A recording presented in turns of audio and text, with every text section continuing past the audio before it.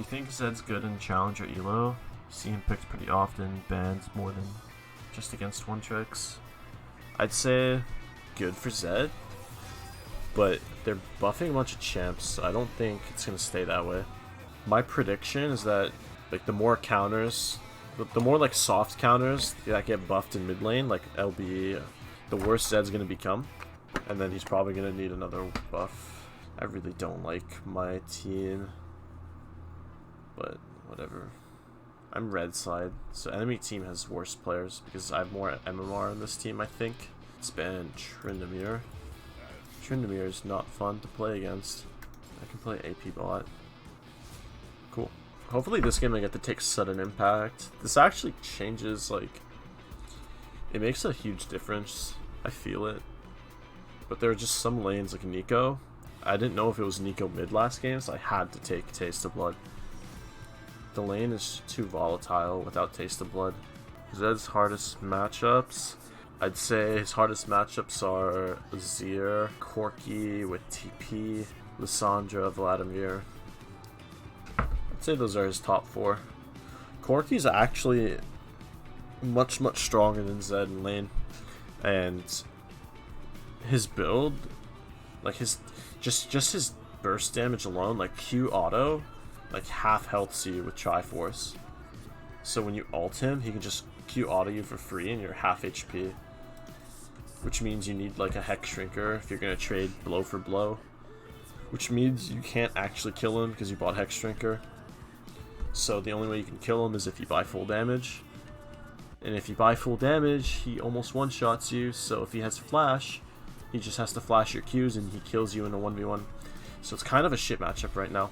If he takes TP. If he takes barrier, it's easy.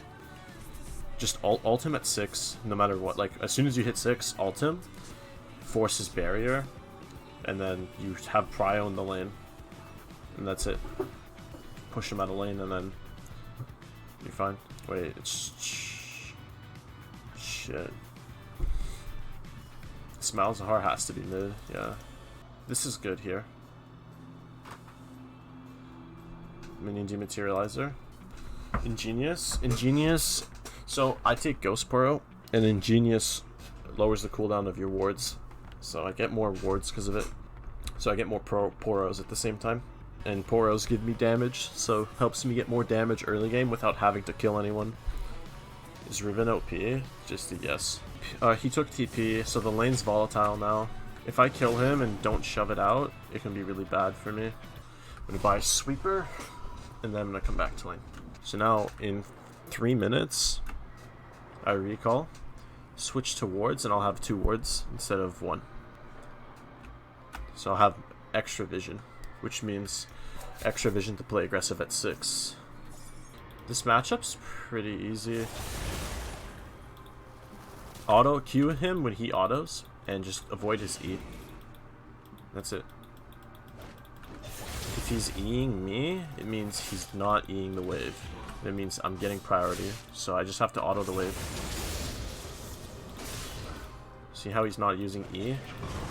Because he thinks we have to trade. I miss Qs, but it's fine. It's still a good trade there. So now I'm going to play a little bit more passive here, because this wave is going to bounce. And I want it to bounce because I could get ganked. This is about time where the jungler starts ganking. So I want to play a little bit of that. I want it pushing in my favor if possible. I also can't kill him if he's sitting under tower. A little thing to know about Malzahar's shield is it doesn't actually block on applications of things. So you can ult Malzahar while his shield's up, and then the mark still applies. So I'm gonna shove this wave and reset. Kindred's top side. Reason I reset here is because he has TP. So it's better if I just spend my money. Actually, wait. Better? You know what I should do? Because he held the wave. I just demat the cannon. This is better.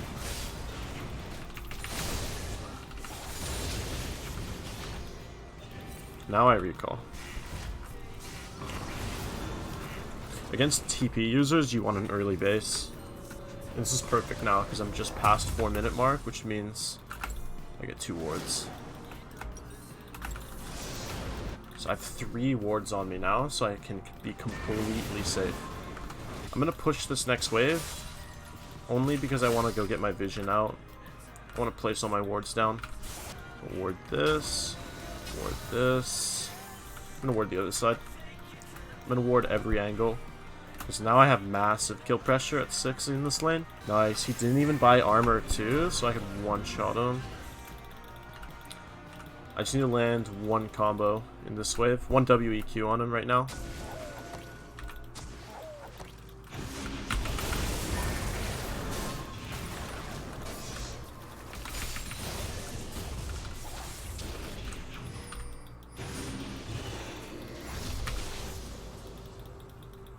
So I'm 6.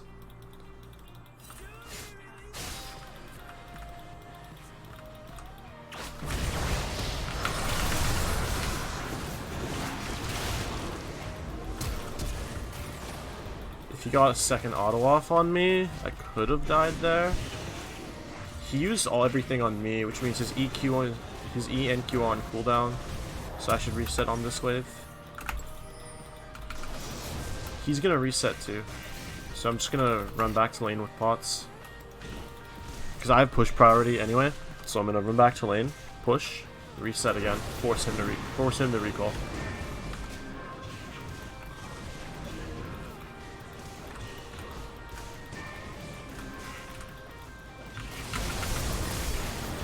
You have no mana.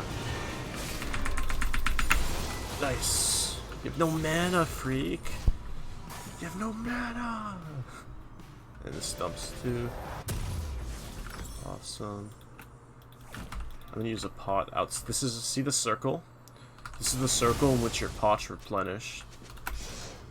So you can use a pot, like you can use refillable while standing here, get the healing from a pot plus fountain, place a shadow, and then walk back to refill your refillable and come back to lane much faster. If I ult him right now and combo him fast enough, he just dies. I just want to make sure it's not under a tower.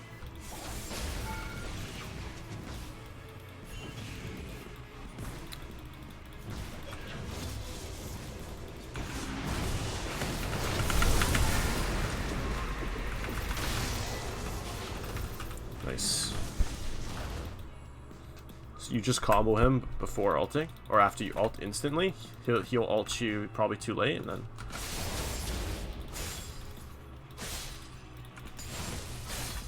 you kill him. Because he has to wait until you trigger tower aggro before ulting you. So you just triple Q, and then he's gonna ult you at the moment you get tower aggro, but he's already dead, right? Because you marked him. Wide lane swap.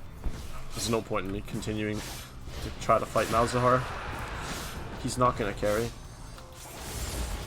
It's better I pressure bot lane. Because if I side lane now, it forces them to have to answer with 2+ people. Which means my team can fight with a numbers advantage if I split like this. Or they just give me towers. I want to use W. I don't know where Kindred is. She's marking me, probably because she's near me. She's gonna run up, and I'm gonna meet her halfway.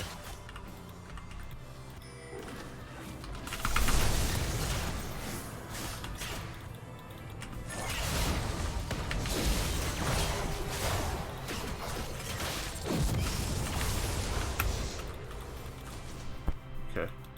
Couldn't you also ult and wait for the R and then triple Q him? If I don't touch him, then he just doesn't ult me. So I have to touch him. She has bone plating.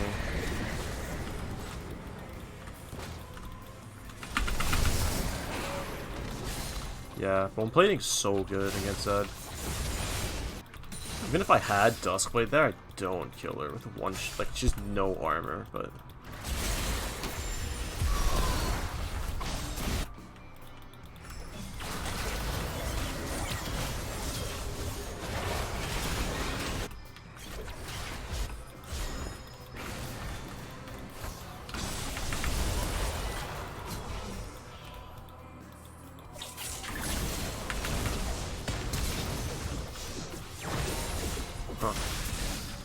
It's really hard to push against Sivir Lux.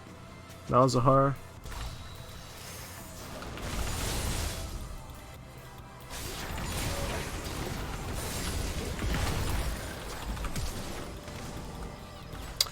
See, if that bone plating keeps saving her. If she took like 100 more damage, I could just auto E her there. She probably thinks I have to reset.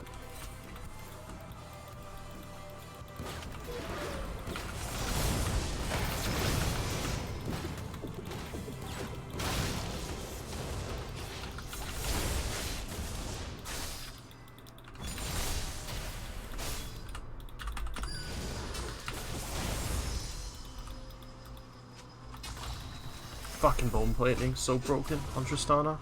Eventually it doesn't matter, but right now, while I'm in between my carry items, it does. I need QSS. I can't risk Malzahar just fucking ulting me and I lose the team fight and we lose the game because of that. Especially that I'm 6-0. Have to pay the tax. I'm probably skipping Edge of Night then. I'm gonna watch my Duskblade. They're in here. They're right here.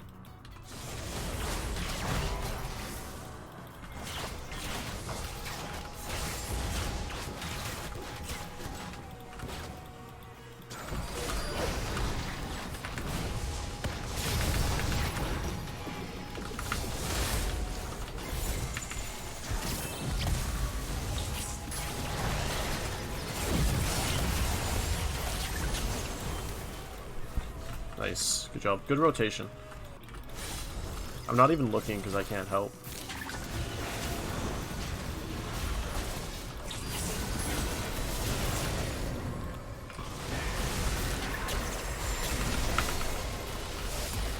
Oh, thank God. Could have been so bad if I died there. I'm gonna chill here. I don't really get stronger for recalling. And I have Ignite in Ocean and ult. I can just cheese Tristana here. No E.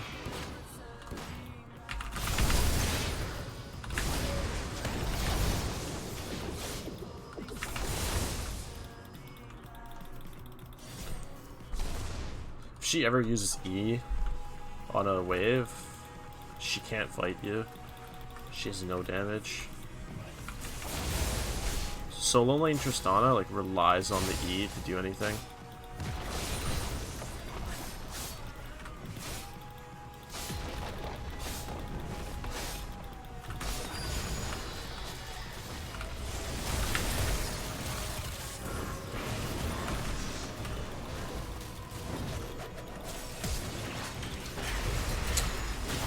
Holy shit, who flashed? I think Sivir flashed. Who flashed?